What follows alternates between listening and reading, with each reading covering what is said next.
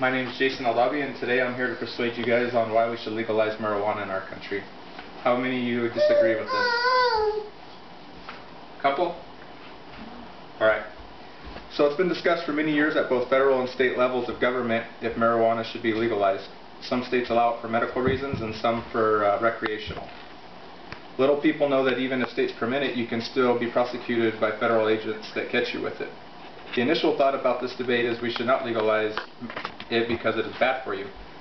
Some want to legalize for their personal pleasure, but I will put another twist on it and explain why it would be better for our nation if we were to legalize pot at a federal level. So as a supporter of this topic, we shall begin. We begin with the statements that research that pot is bad for the human body. That may be true, but so are many other things that are completely legal in our country. The leading reasons for death in the United States each year is related to tobacco use. Studies have shown approximately 393,000 people die a year from tobacco use. But yet we allow people to start smoking at the age of 18 in every state. The second leading contributor to America's deaths are poor eating habits. As a nation, we let fast food chains grow in our country, expand at rapid rates.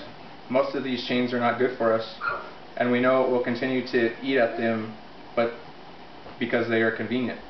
Should we make fast food illegal?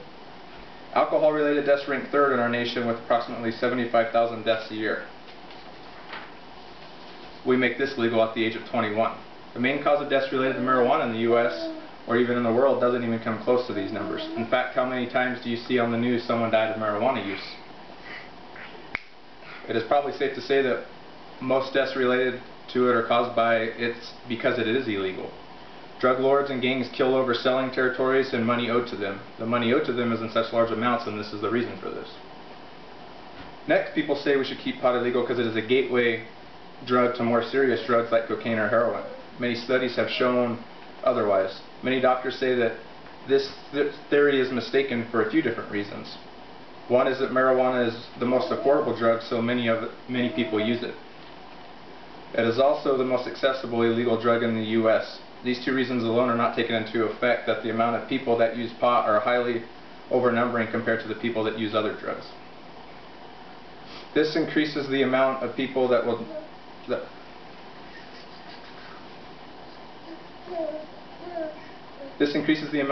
try other drugs once they have used marijuana, but that is not the drug itself. If we want to talk about gateway drugs, how about alcohol more than pot? Young adults attend high school or college parties to drink and have fun and risk their exposure to marijuana due to other people at the party having pot. The main reason on going to parties like this is because of alcohol being present. These parties are more often gateway to exposure of pot than pot itself.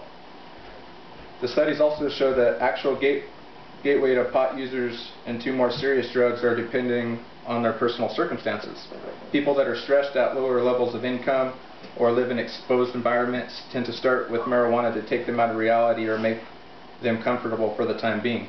If pot isn't working, then they try to tend other illegal drugs. These tendencies and circumstances are actually the gateways and not marijuana itself.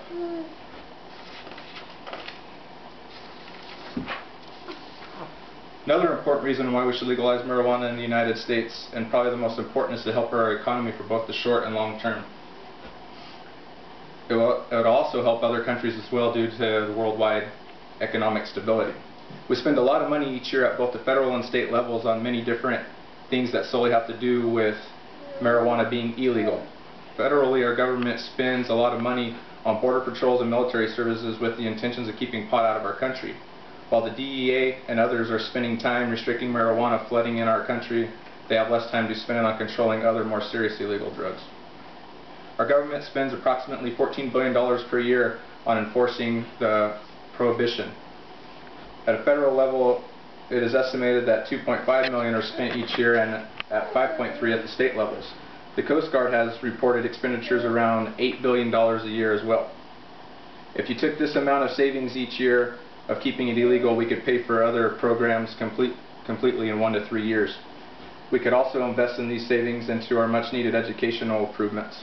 Some of this money could also be used to fund programs and educate teens against marijuana, just as we do for tobacco and alcohol. Another way legalizing marijuana would benefit our economy is that by legalizing it, we would be sure to increase the job market. we would give those who already grow, package, and sell it an opportunity to do it legally. It would also reduce the deaths associated with the illegal activity and reduce the amount of street gangs. These individuals now could work in stores rather than the streets, and their already made experience would give them a step forward in the new job market. Both the tobacco and alcohol industries create a high mass of jobs in the United States alone. The tobacco industry employs 1.6 million people. These jobs range from farming, packaging, to selling the tobacco product. The alcohol industry is said to employ around 1.3 million for the same purposes. It is safe to say that the amount of people involved with marijuana illegally, as well as the demand being along the lines of alcohol and tobacco, we would decrease the unemployment in our country by at least 1 million per year. If made legal, we would also benefit from taxation of marijuana, once again benefiting the economy and reducing the deficit of our federal budget. With at least 8 states spending upwards of $1 billion a year at any given time to keep marijuana illegal, they would not only save the money but gain income from state sales tax on the profit if sold legally. If we followed our current tax guidelines, the federal government would gain tax revenues ranging from $2.4 billion a year if it's taxed like ordinary consumer goods, or an upwards of $6.2 billion a year if taxed like tobacco and alcohol. Once again, these things are positive for our economy. With my arguments, as you can see, I'm not necessarily endorsing the use of marijuana by any means, but I am presenting a positive way to improve our economy and decreasing our deficit financially.